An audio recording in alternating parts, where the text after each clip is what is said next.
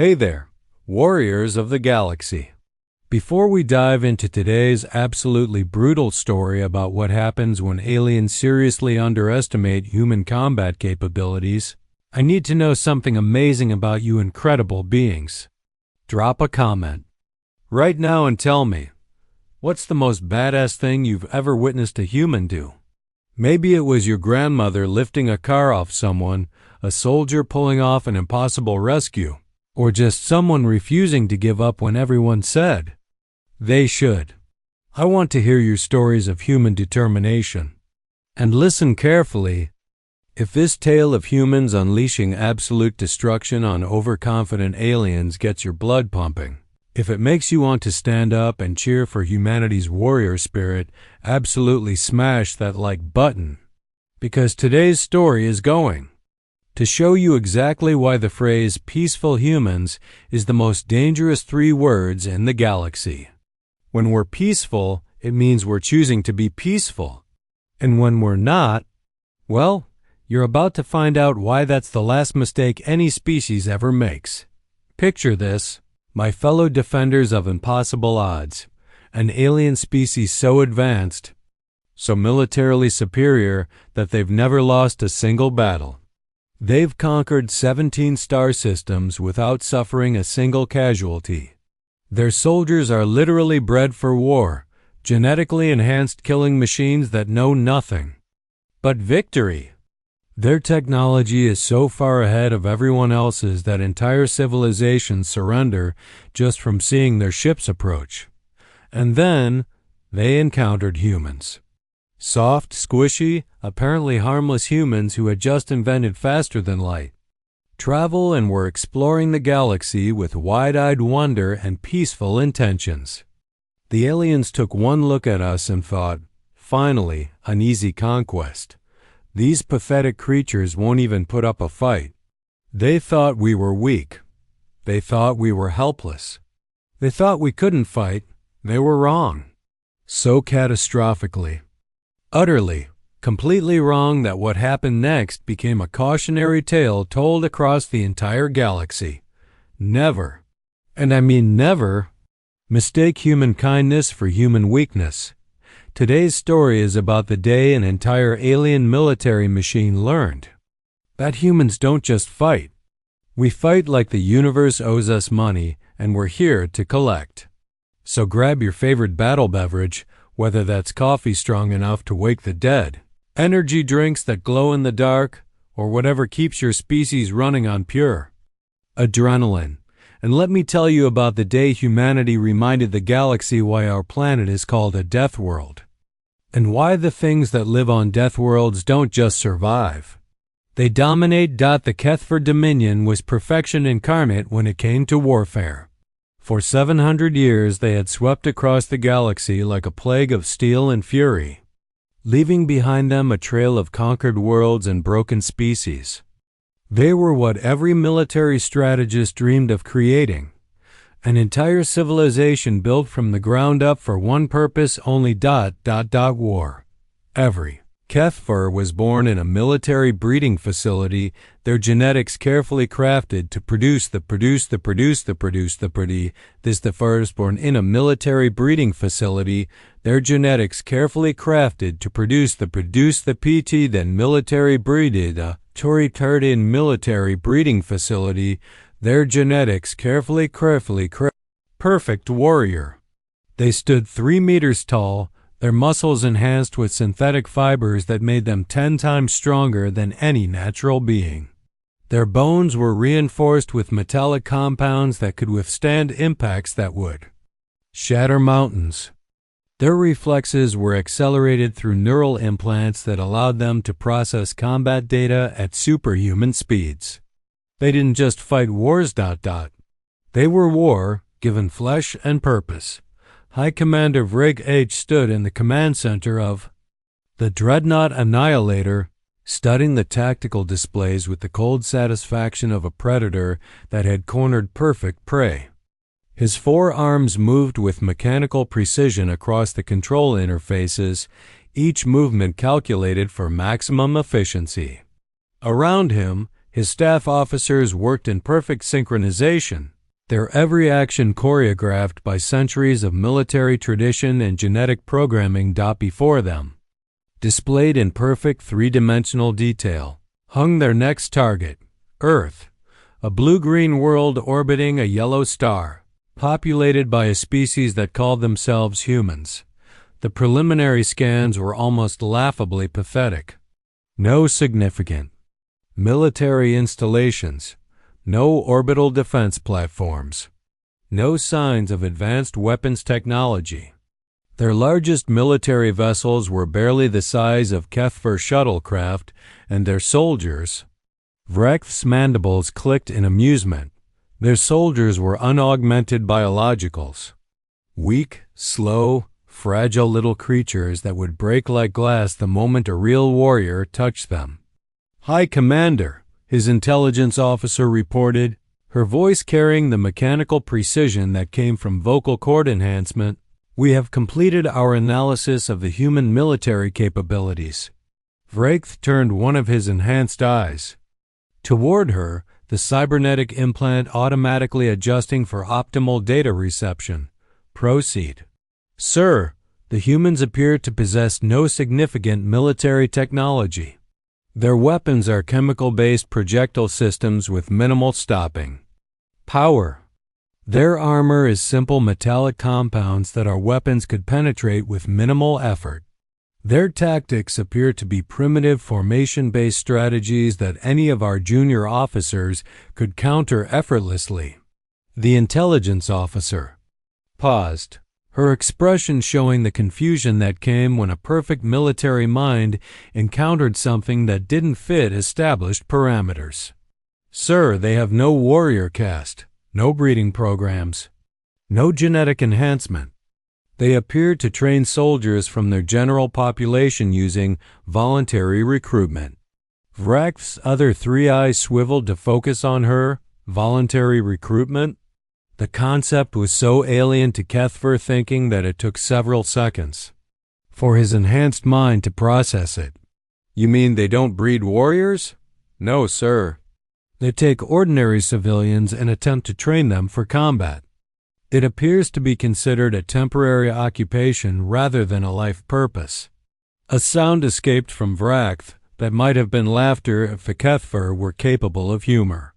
"Civilians playing at being soldiers. This will be even easier then. We calculated."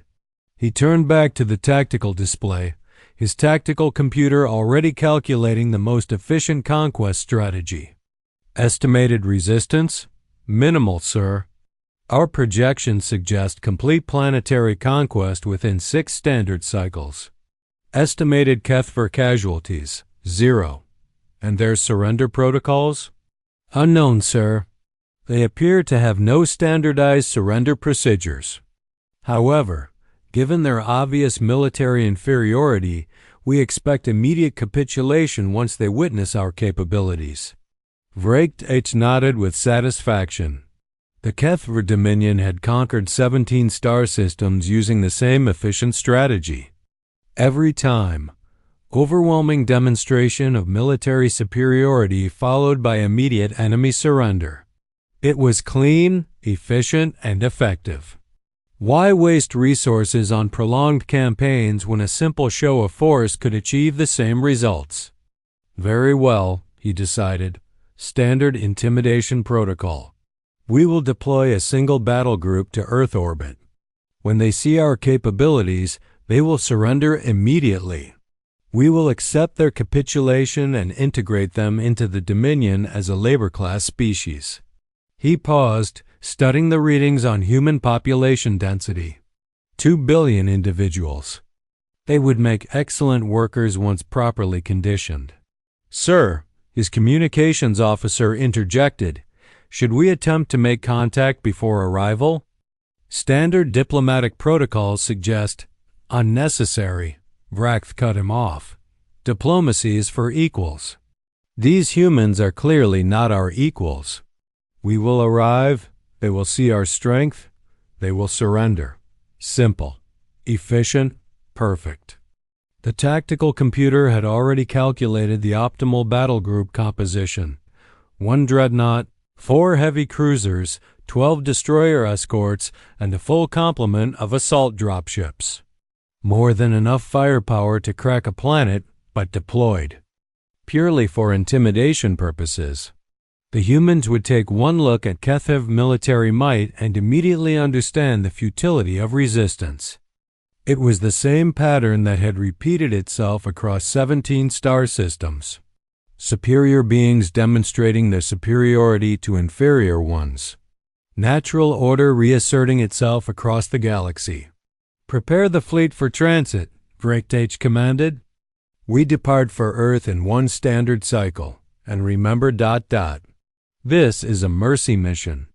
We are giving these humans the opportunity to surrender with dignity rather than be destroyed in a futile conflict. They should be grateful." Around the command center, his officers acknowledged the orders with mechanical precision. Within minutes, the Annihilator and its escort fleet were preparing for the jump to human space. None of them had any doubt about the outcome. How could they? They were Kethfer. They were perfect. They were invincible. They had never lost a battle. They had never encountered meaningful resistance. They had never faced an enemy that refused to acknowledge their obvious superiority. They were about to learn what it meant to fight a species that had evolved not to be perfect ... but to be stubborn. The jump to Earth took 6 standard hours. As the Kethfer fleet emerged from hyperspace at the edge of the solar system, their sensors immediately began cataloging human military assets. The results were even more pathetic than their intelligence had suggested. "High Commander," the sensor operator reported, "we are detecting 17 primitive vessels approaching our position. They appeared to be ... requesting communication." Vrek examined the tactical display. 17 ships. Against his battle group of over 40 vessels. Each human ship was smaller than his smallest escort, and their weapon signatures were barely registering on Kethfer sensors. It was like children with wooden swords challenging a regiment of enhanced warriors. Accept their communication, he decided. Let them surrender with what dignity they can manage. The main view screen shimmered to life, revealing the bridge of the lead human vessel. Vrek found himself looking at a human male wearing what appeared to be a simple military uniform. The creature was small, weak-looking, with soft pink skin and fragile-seeming bones. It was hard to believe that this was what passed for a warrior among the human species. "This is Admiral Marcus Kane of the United Earth Defense Fleet," Human said, his voice carrying surprisingly little fear for someone facing impossible odds. "You have entered Earth space without authorization. State your intentions." Vrek studied the human with interest. The creature seemed calm, even confident. Perhaps their intelligence gathering had missed some crucial detail.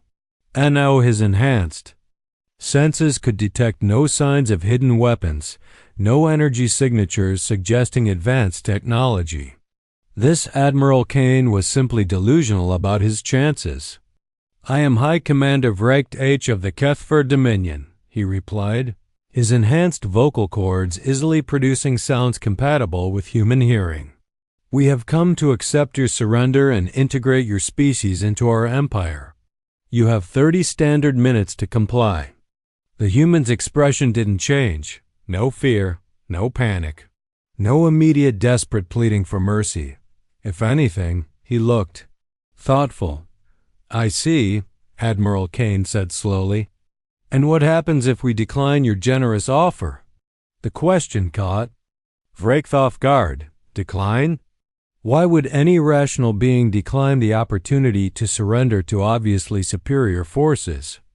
"Then you will be destroyed," he replied, assuming the human simply didn't understand the military realities of the situation. "Your weapons cannot harm our vessels. Your ships cannot outrun ours. Resistance is not just futile ... it is impossible." "Admiral." Kane nodded as if considering this information. High Commander, can I ask you something? Speak. In all your conquests, how many species have you fought that originated from death worlds? Vrecht's tactical computer immediately accessed the relevant data. Death worlds? We have encountered 47 species across 17 star systems. None originated from planets that met the classification criteria for death worlds. Interesting, Kane said, and now there was something in his voice that Vrecht's enhanced. Hearing couldn't quite categorize. Would you like to know why that's significant? Before Vrecht could respond, Kane continued. It's significant because species that evolve on garden worlds learn to fight to win. Species that evolve on death worlds learn to fight to survive. And there's a very important difference between those two things. The human leaned forward slightly, and for just a moment, Vrecht's enhanced predator instincts triggered a warning. Signal that he immediately dismissed as a sensor malfunction. High Commander, I'm going to decline your offer, and I'm going to give you 30 minutes to leave our space. The bridge of the Annihilator fell silent. In 700 years of conquest, no enemy had ever issued an ultimatum to the Kethver. Dominion. The concept was so alien that several of Vrecht's officers actually turned to stare at the viewscreen, their enhanced minds struggling to process what they had just heard. Vrecht's voice carried dangerous undertones. Are giving you as an ultimatum? I am, Kane confirmed, his tone remaining perfectly calm. And Admiral? A word of advice. When the shooting starts, pay attention to our tactics. You might learn something useful before you die. The communication cut off, leaving the Kethver command center in stunned silence. Finally, Vrecht's tactical officer found his voice. Sir ... They can't be serious. 17 ships against our battle group? It's suicide. Vrecht studied the tactical display, his enhanced mind running through every possible scenario. The humans had no hidden fleets. His sensors would have detected them. They had no advanced weapons. His analysis was conclusive on that point. They had no defensive installations. Orbital surveillance had confirmed their military infrastructure was primitive at best. So why weren't they surrendering? Sir, his communications officer reported, we're receiving a transmission from the lead human vessel. Audio only. Put it through.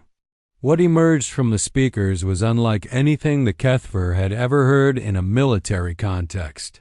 It was music. Specifically, it was heavy metal music with driving rhythms and aggressive lyrics about fighting against impossible odds.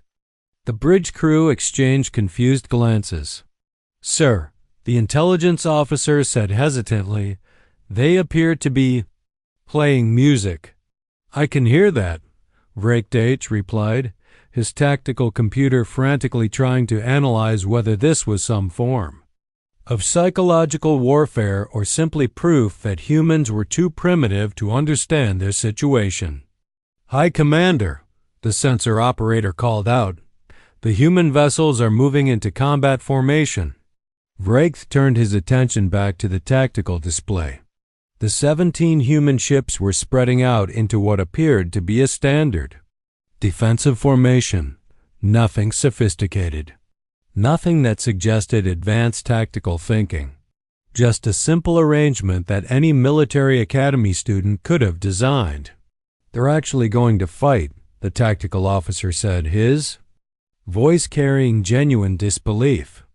Against us, with those primitive ships. Vrecht made his decision. If the humans wanted to be destroyed rather than accept the mercy of surrender, that was their choice. The Kethver had not become the galaxy's dominant military force by showing excessive compassion to the stubborn and the stupid. All ships, he commanded, his voice carrying across the fleet communication channels, open fire. Destroy the human vessels. Make it quick. They've suffered enough delusion for one day. What happened next would be studied by military historians for centuries to come. Not because it was a brilliant display of Kethver tactical superiority, but because it was the moment an entire military philosophy encountered something it had never been designed to handle, an enemy that simply refused to die. The Kethver battle group opened fire with enough energy to sterilize a small moon. Plasma beams, particle cannons, and quantum torpedoes filled space between the two fleets with deadly light. It was a display of firepower that had made dozens of species surrender without firing a shot. When the energy discharges faded, the human fleet was still there. All 17 ships, completely undamaged. Impossible, the weapons officer breathed. Direct hits on every target. Our sensors confirmed it. Run diagnostics on all weapon systems, Vrecht H. ordered, his enhanced mind racing through possible explanations. Weapon malfunction? Sensor error? Some form of advanced shielding technology their intelligence had missed? Sir, the sensor operators. Voice carried a note of confusion that bordered on panic. Our weapons hit their targets. I'm reading successful energy transfer on all shots fired. Then why are they still there? I don't know, sir. According to our readings, those ships should have been vaporized. Before Vrecht could respond, 17 new contacts appeared on his tactical display. Not the human ships. Those were still in their original positions. These were different. Faster, moving with purpose directly toward his fleet. Sir, the tactical officer reported, missile contacts. High velocity, multiple warheads. Point defense, Vrecht ordered automatically. Destroy them. The Kethver point defense systems. Activated with mechanical precision. Energy beams lanced out to intercept the approaching missiles. Every shot hit. Every missile should have been destroyed. Instead, they kept coming. Sir, point defense is reporting successful hits, but the missiles are not being destroyed. What do you mean they're not being destroyed? I mean they're still coming, sir. Our weapons are hitting them, but they're not stopping. Vrecht stared at the tactical display as 17 human missiles penetrated his fleet's defensive perimeter and impacted against his ship's hulls. The explosions were modest, tiny by Kethver standards, barely enough to scratch the paint on their enhanced armor. But they had gotten through. Somehow, impossibly, human weapons had penetrated Kethver defenses. Damage report, he commanded. Minimal damage across all vessels, sir. Hull scorching, some minor system overloads. Nothing significant. But that wasn't the point, and Vrecht's enhanced tactical mind immediately grasped the real significance of what had just happened. The humans had demonstrated that Kethver ships could be hit. And if they could be hit once, all ships, evasive maneuvers, combat spread formation, target the human vessels and fire at will. The second engagement was very different from the Tombu.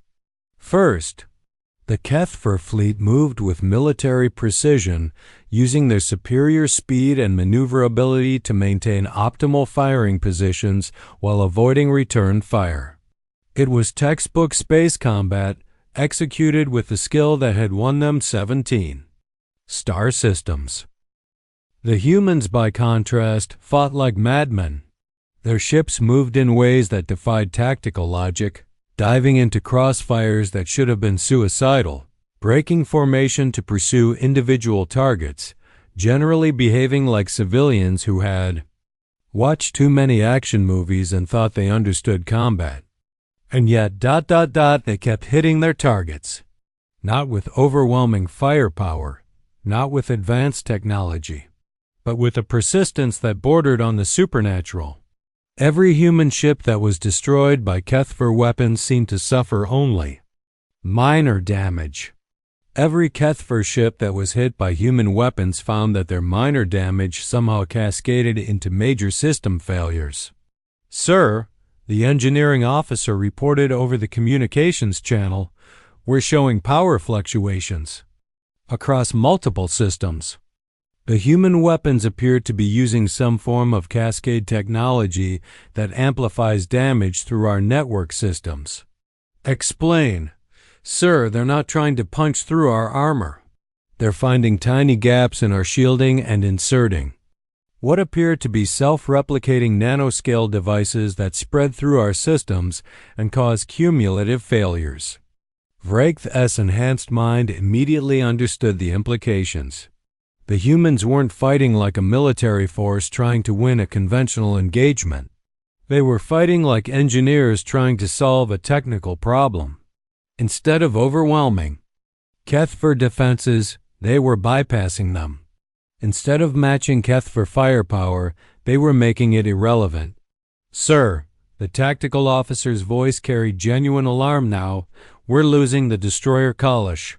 Massive system failures across all decks. On the tactical display, one of his escort vessels went dark. Not destroyed in a conventional sense, simply disabled as every system aboard simultaneously failed. A few seconds later, human boarding pods launched from the nearest human vessel. They're boarding the Kalash, the communications officer reported. Should we assist? Vraith hesitated. Standard Kethver doctrine called for immediate support of disabled vessels. But that would mean diverting ships from the main engagement, and he was beginning to suspect this was exactly what the humans wanted. Negative, he decided. The Kalash crew are enhanced warriors. A few human civilians with primitive weapons won't pose a significant threat. He would later reflect that this was perhaps the most catastrophically wrong tactical assessment in the history of Kethri military operations. The audio from the Kalash began arriving 3 minutes later. At first, it was standard combat communications. Kethver warriors reporting human infiltration, organizing defensive positions, coordinating counterattacks. The enhanced soldiers were performing exactly as their training and genetic modifications had prepared them to perform. Then the screaming started. Not human screaming. Kethver screaming. The sound of 3-meter-tall genetically enhanced warriors. Encountering something that their 700 years of military perfection had never prepared them for. Humans who had stopped pretending to be civilized. What's happening on the Kalash? Vraith demanded. Sir, the communications officer's voice was tight with disbelief. The human boarding parties appear to be ... winning. That's impossible. Our warriors are genetically enhanced. 10 times stronger than any unaugmented biological. Yes, sir. But, sir, the humans don't appear to be fighting like they care about that. Over the comm channels, the reports from the Kalash became increasingly desperate. Enhanced warriors calling for reinforcements. Corridors filled with improvised explosives. Human soldiers who kept fighting after taking damage that should have killed them instantly. And through it all, the sound of music. The same aggressive, driving music that had been playing when the engagement began. Sir, came a transmission from the Kalash bridge. The humans have reached Deck 7. They're not using standard tactics. They're using the ship's own systems against U.S. They've turned the artificial gravity into a weapon. They've reprogrammed the emergency protocols to trap our forces in specific sections. Sir, they're fighting like they've studied our ship designs for years. Vraith's tactical computer ran through the possibilities. Human intelligence gathering? Impossible. This was first contact. Captured Kethver technology? Equally impossible for the same reason. Sir, the transmission continued, they're not trying to capture the ship. They're systematically destroying every system they encounter. It's like they want to make sure we can never use it again. And then Vraith understood. The humans weren't trying to win a conventional space battle. They were trying to teach him a lesson.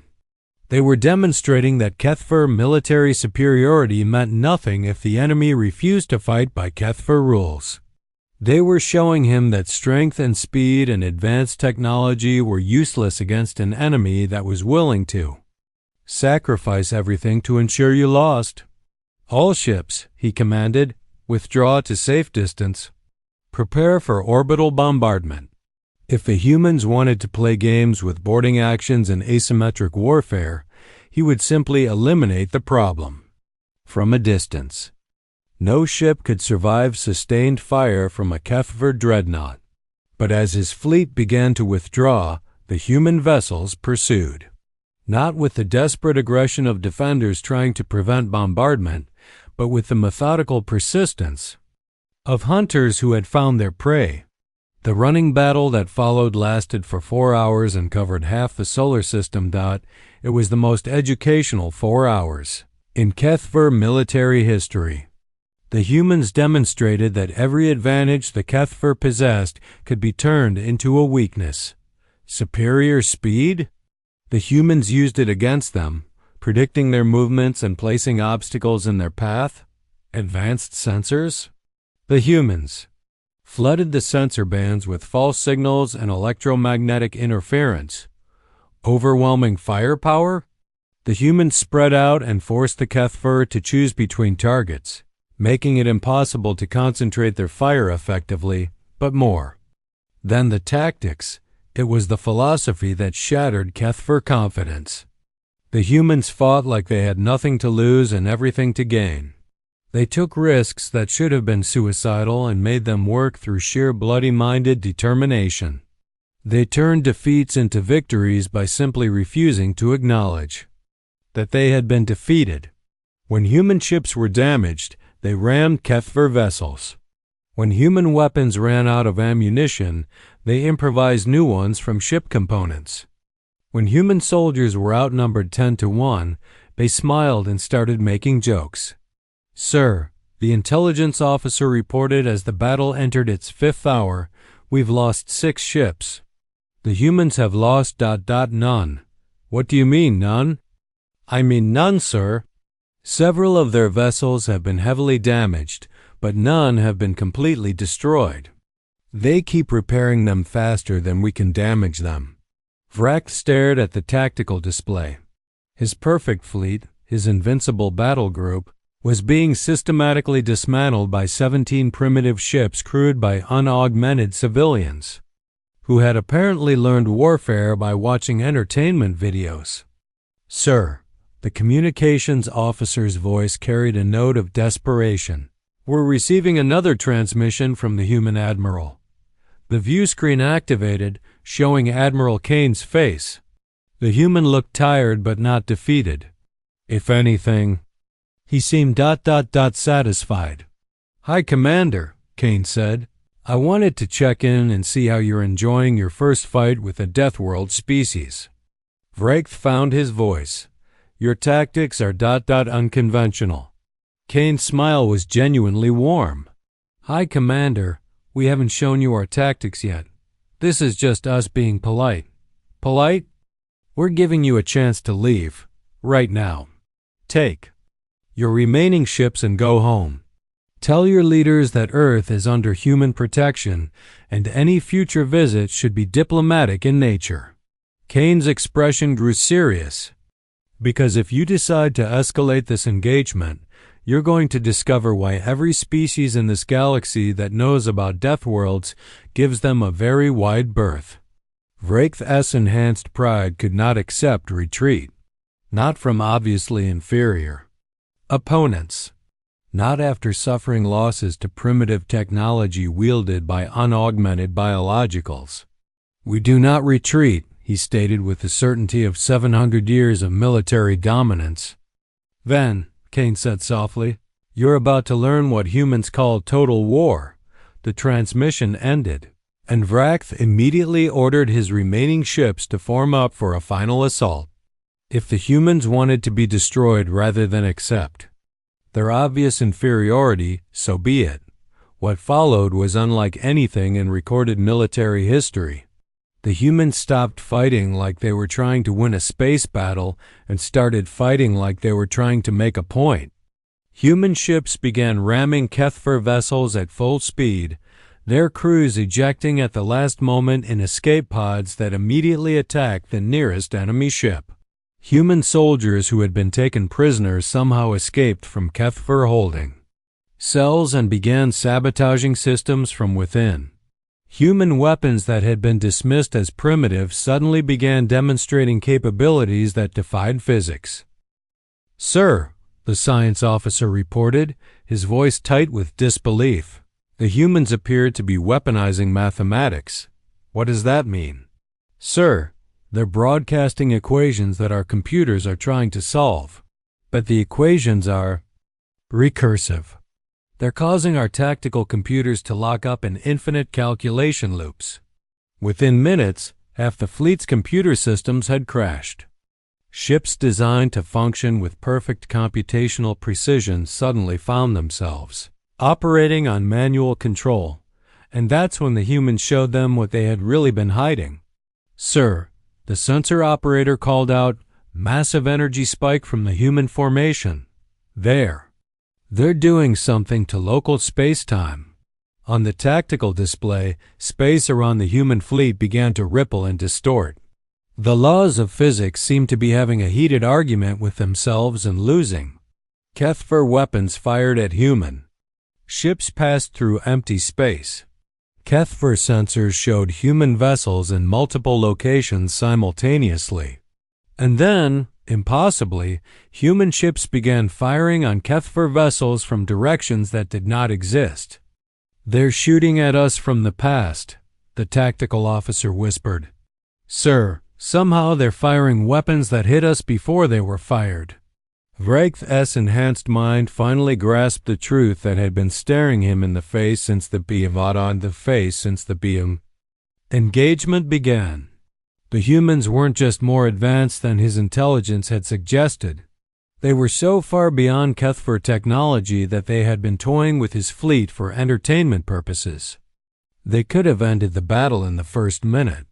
Instead, they had chosen to demonstrate exactly how outclassed the Kethfer really were. "Sir," the communications officer's voice was barely a whisper, "Admiral Kane is requesting communication." Again. The view screen showed Kane's face, and now the human looked genuinely sympathetic. "Hi, Commander," he said gently. "I think you're beginning to understand the situation." Vraith could only nod. "Hi, Commander. Let me explain something. About humans. We are not a warrior species. We don't live for battle. We don't breed soldiers. We don't enhance our bodies for combat." Kane paused, letting that information sink in. "What we are, High Commander, is a species that learned to survive on a planet that was actively trying to kill us every single day for millions of years. And when you learn to survive that long under those conditions, you develop certain ... capabilities." The view screen split, showing images of Earth, not the peaceful blue-green world that Kethfer intelligence had cataloged, but the real Earth. Hurricanes that could level cities. Earthquakes that could split continents. Volcanoes that could change global climate. Ice ages that lasted for millennia. We learned to survive weather that could destroy civilizations. We learned to hunt predators that could tear us apart with their bare claws. We learned to thrive in conditions that would kill most species within hours. The images shifted to show human history. Wars, disasters, technological development born from necessity and desperation. And when a species learns to survive under those conditions, High Commander, they don't just become tough. They become creative. They become adaptable.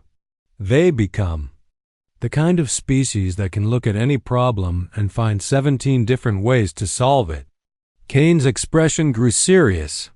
"High Commander, you came here expecting to fight civilians playing with toy weapons. Instead, you encountered a species that has been preparing for this exact fight for our entire evolutionary history.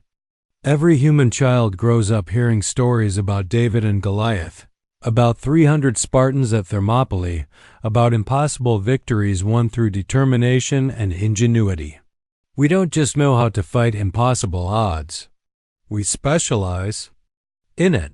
The view screen showed the current tactical situation. 12 Kethver ships remaining out of the original 43. All of them damaged. All of them outmatched by enemies they couldn't even properly target. So let me ask you again, High Commander. Would you like to leave now?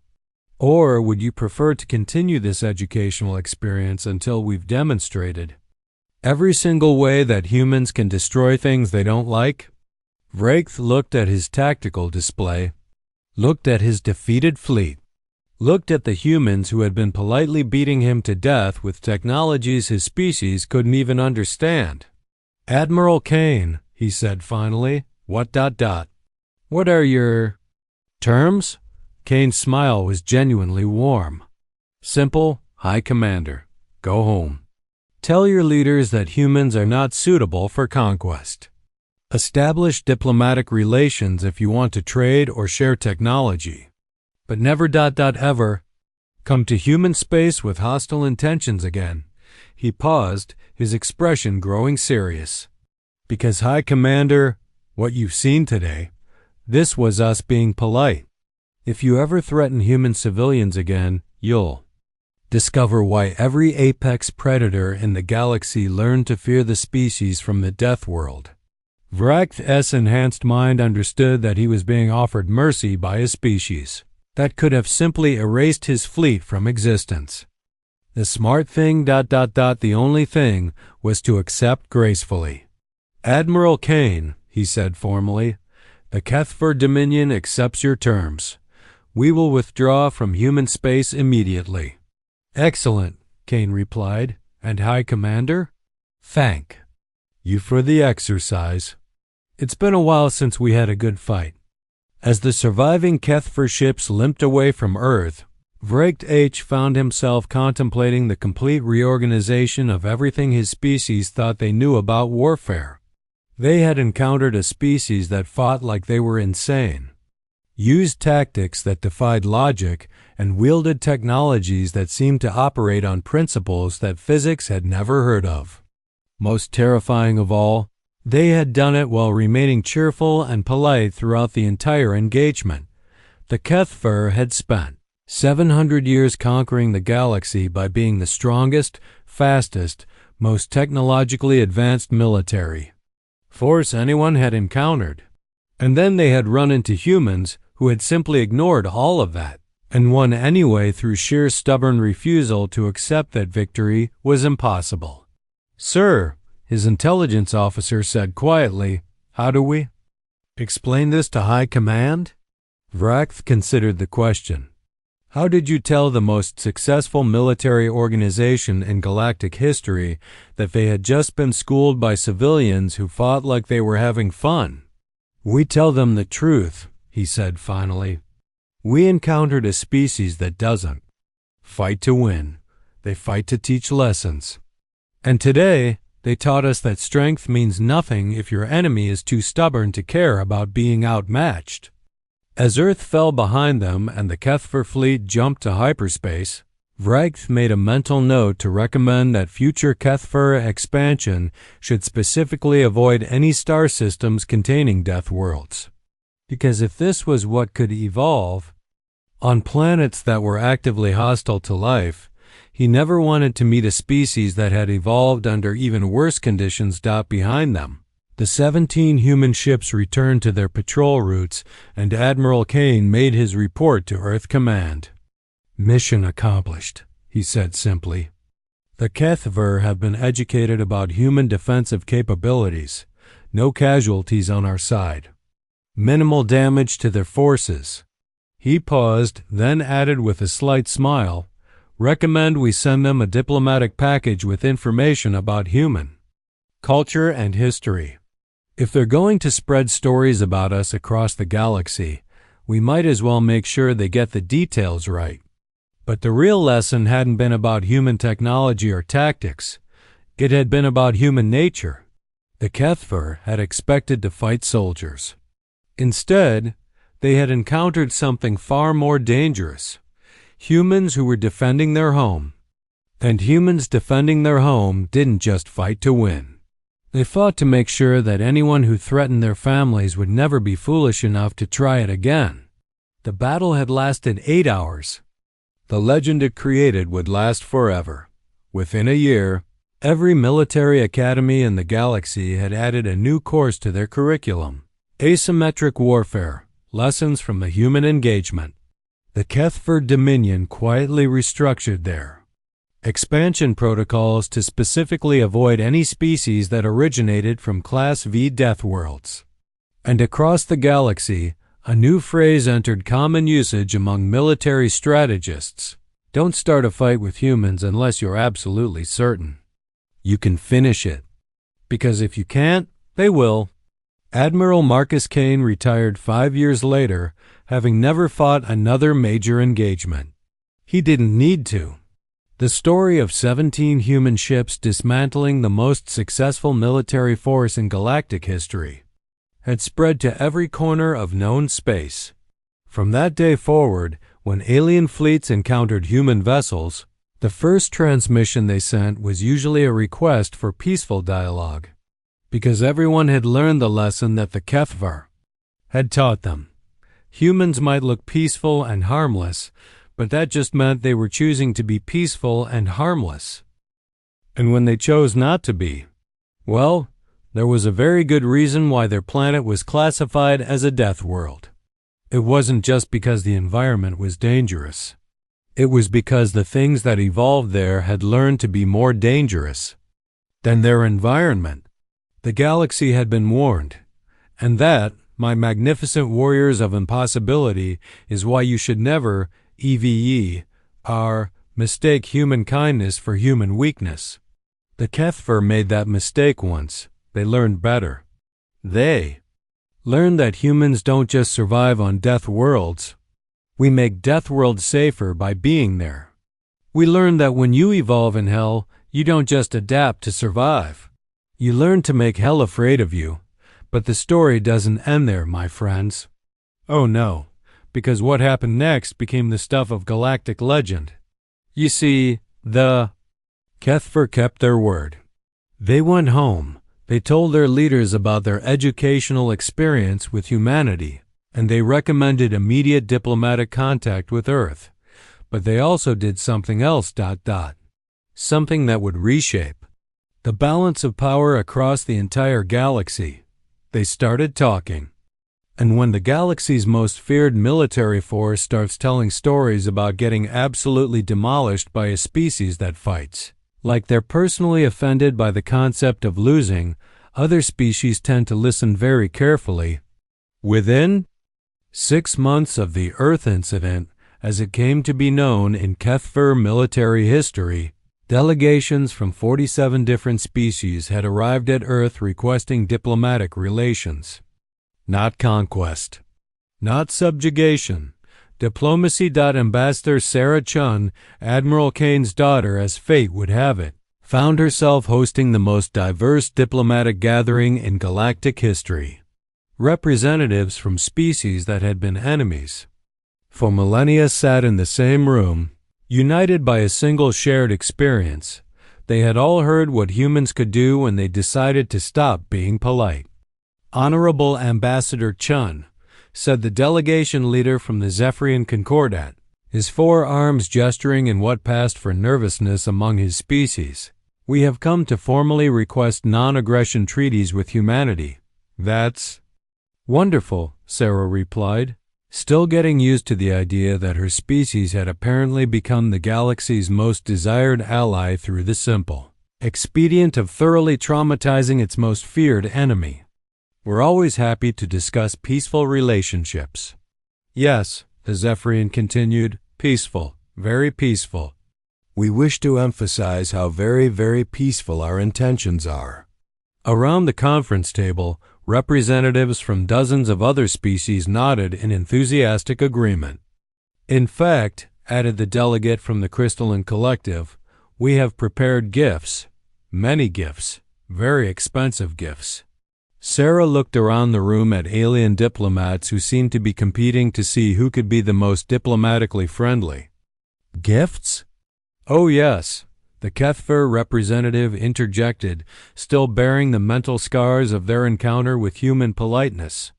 We have brought complete technical specifications for our shield technology, our sensor arrays, and our faster-than-light communication systems. As tokens of friendship, he added hastily. Purely as tokens of friendship. The other delegates immediately began offering their own technological gifts. Advanced medical technology, exotic materials, weapon designs, energy sources. Within an hour, humanity had been offered enough alien technology to advance their civilization by centuries, all from species that desperately wanted to make sure humans knew they were friends. This is very generous, Sarah said carefully, but you do understand that Earth doesn't require tribute? We're happy to engage in fair trade agreements and mutual defense pacts. The room went silent. Then the Zephyrian delegate leaned forward. Ambassador Chun, may I ask, when your father defeated the Kethver fleet, was he actually trying? Sarah blinked. Trying? Yes. Was that the full extent of human military capability? Or were your forces, how do you say, holding back?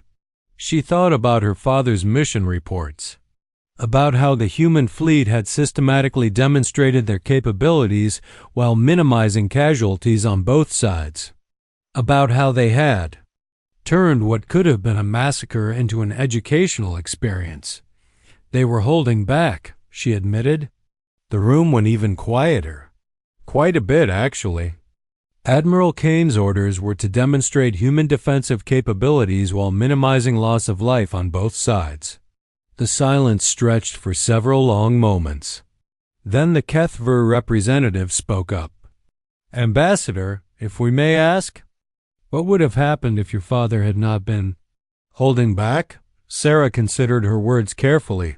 Honestly, the engagement would have lasted about 30 seconds, and we would have needed to send rescue ships to pick up survivors. What followed was perhaps the most enthusiastic treaty-signing session in diplomatic history. Every species present immediately began offering increasingly favorable terms for alliance with humanity. Trade agreements that heavily favored Earth, defense pacts that committed alien fleets to protecting human colonies. Technology-sharing arrangements that gave humans access to the combined scientific knowledge of dozens of civilizations. We are honored to stand with the humans, declared the representative from the Vorthan Empire, a species that had never allied with anyone in their entire recorded history. As are we, chorused the other delegates, none of whom wanted to be left out of humanity's good graces. But the real change wasn't in the formal treaties. It was in the stories that began to spread throughout the galaxy. Stories about the species. From the death world that fought like they were having fun. Stories about humans who looked at impossible odds and started smiling. Stories about a civilization that had turned stubbornness into an art form and creativity into a weapon of mass destruction. The Bartak Confederacy, notorious for their aggressive expansion policies, quietly began restructuring their military. Doctrine around the concept of never engage humans unless absolutely necessary, and if absolutely necessary, bring everything you have and pray it's enough. The Nexus Alliance, a coalition of species known for their technological superiority complex, established an entire research institute dedicated to studying human engineering principles, which they discovered operated on the fundamental principle of, if it's impossible, try it anyway and see what happens. Even the ancient Watchers, mysterious beings who had observed galactic civilization for millions of years without interfering, sent a formal message to Earth. Greetings to the species that makes impossibility look easy. We are impressed. We are also slightly terrified. Please continue being our friends. But perhaps the most significant change was in how other species viewed conflict resolution. Before the human incident, galactic disputes were typically settled through overwhelming force, or economic pressure. After word spread about how humans fought, diplomacy became much more popular. Why risk military action when your opponent might turn out to be the kind of species that could weaponize mathematics and shoot you from the past? Much safer to just talk things out like civilized beings. The human effect, as xenopolitical scientists called it, created the most peaceful period in galactic history. Not because humanity was actively keeping the peace, but because everyone was too nervous about the possibility of human intervention to start serious conflicts. 3 years after Admiral Kane's retirement, Earth received a communication from the far edge of the galaxy. It was from a species calling themselves the Devourers, who claimed to be the ultimate predators of the universe. They had consumed 17 civilizations and were now heading toward the core worlds to feed on the fear of lesser species. Their message was typical predator boasting. We are inevitable. We are unstoppable. We are death incarnate. Surrender now and your deaths will be swift. The response from Earth was brief and to the point. Hi there. We're humans. We're from Earth. We've heard you're having some anger management issues and would like to help. Please report to Sol System for immediate attitude adjustment. Signed, Humanity. P.S. Bring snacks. This might take a while. The Devourers, who had never encountered a species that responded to threats with wisecracks, were sufficiently intrigued to alter course toward Earth.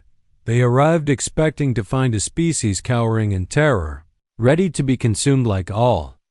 The others. Instead, they found a welcoming committee. Not just human ships, but vessels from 47 different species, all flying in formation under human command. The combined fleet represented more firepower than had ever been assembled. In galactic history, all of it volunteered by species that really wanted to stay on humanity's good side. Attention, Devourers, came the transmission from the lead human vessel. This is Admiral Sarah Kane Chun of the United Earth Defense Force. We've brought some friends to help with your rehabilitation program. The Devourers, who had never encountered organized resistance before, much less organized resistance led by a species with a reputation for making impossible victories look routine, made what might have been the wisest decision in their existence. They asked for diplomatic negotiations. The subsequent peace talks were later published as a best-selling book titled, How to Reform Galactic Predators, A Human Approach to Conflict Resolution. The Devourers eventually became productive members of galactic society, specializing in waste disposal and asteroid mining. But they never forgot the lesson they learned during those negotiations. When humans offer to help with your problems, it's not really an offer.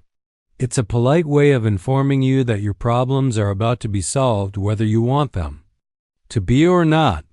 As for Admiral Marcus Kane, he spent his retirement years writing memoirs and giving lectures at military academies across the galaxy. His most popular presentation was titled, How to Fight Humans, a Short Guide, and consisted of a single slide that read, Don't. When asked to elaborate, he would simply smile and say, Humans don't fight wars. We fight for our families, our homes, and our future. And when you fight for those things, you don't just want to win, you want to make sure the fight never has to happen again. That's why we don't just defeat our enemies. We convert them into friends who are absolutely certain they never want to be our enemies again. The galaxy learned to live with the knowledge that somewhere out there was a species that could turn reality into a weapon, mathematics into a missile, and stubbornness into a strategic advantage. A species that looked at impossible odds and said, hold my beer in 17 different languages. A species that had turned their homeworld's attempts to kill them into training for cosmic domination through aggressive friendship. And every military officer in the galaxy learned to recognize the signs. If you encounter a ship that's playing music during combat, If the crew seems to be enjoying themselves despite overwhelming odds, if they start making jokes while under fire, you're fighting humans. And fighting humans means you're about to learn why death worlds don't produce weak species. They produce species that make death itself nervous. The Kethver Dominion eventually became one of Earth's closest allies. Their military efficiency, combining perfectly with human creativity to form the most effective peacekeeping force the galaxy had ever seen. Former High Commander Vrakth, now serving as a tactical advisor to the Human Kethver Joint Defense Initiative, often told new recruits, "I learned something important about humans during our first encounter. They don't fight to prove they're strong. They fight to prove that strength isn't what matters. And once you understand that ... you understand why they always win." The moral of the story spread across the galaxy and became the foundation of a new era of galactic civilization. Never mistake kindness for weakness. Never assume that peaceful intentions mean peaceful capabilities. And never, ever start a fight with a species that evolved on a death world unless you're absolutely certain you can handle the consequences. Because death world species don't just survive in hell ... They make hell safer by being there ... and when they're not feeling particularly safe, well, hell has nothing on an angry human with a good reason to fight and the creativity to turn that reason into reality. The galaxy learned. The galaxy remembered, and the galaxy became a much more polite place to live. Hey there, incredible defenders of the impossible. If this story of humans absolutely demolishing overconfident aliens with superior firepower, creative tactics, and weaponized stubbornness didn't get your blood pumping, I don't know what will. This tale proves something amazing about our species. We don't just fight when we have to. We fight like the universe owes us an explanation for why we should lose. Think about it right now. In our real world, humans are doing exactly what Admiral Kane did. We're choosing peace while maintaining the capability to absolutely wreck anything that threatens our families. We're being polite while keeping our claws sharp. We're exploring space with scientific curiosity while carrying the biggest stick anyone's ever seen. I want to know what you think. Drop a comment below and tell me, what's the most impressively stubborn thing you've ever seen a human do? Was it refusing to give up on a hopeless cause? Solving a problem everyone said was impossible? Or just flat out refusing to accept that something couldn't be done? Share your stories of human determination. And absolutely smash that like button if you believe that the most dangerous phrase in any language is a human with nothing left to lose. Because today's story proves that when we fight, we don't just fight to win. We fight to make sure the fight never has to happen again. I've got another mind-blowing story lined up that explores what happens when aliens try to understand human military doctrine and accidentally create the most effective fighting force in galactic history. Trust me, you won't want to miss the tale of why human training methods became the most requested educational program in the known universe. Until next time, remember, we might look peaceful and harmless, but that just means we're choosing to be peaceful and harmless. And choice is what makes us human. See you in the next one, warriors.